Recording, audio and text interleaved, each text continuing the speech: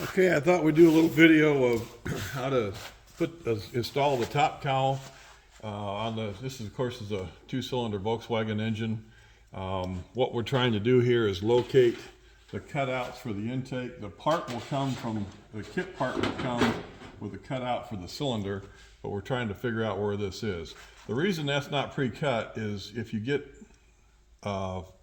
electric start, the starter and everything pushes this back about 2 inches. So that's why the intake, if you're wondering why the intake hole's not cut in the part, that's the reason for it.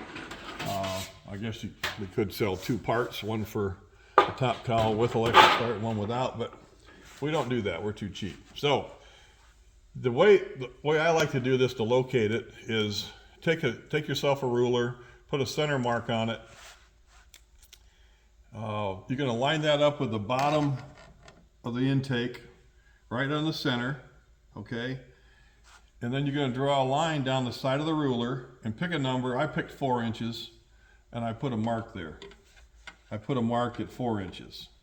So that's the center line. The reason for that is we want to be able to go back and find a reference on this panel. We're going to take this intake off, get it out of the way, go ahead and install the top cover all the way down.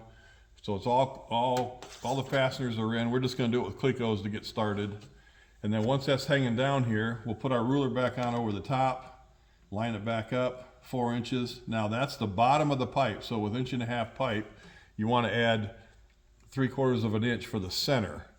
And then you're going to drill or cut at least a 2-inch hole. 2 inches is what this is at the bottom, but you need more than that for clearance to clear the spark plug wire going through there. So, you know, we'll probably do a 2-inch hole, then we'll clean out the top of it in a certain area to clear the spark plug wire. So we'll get that started and be back.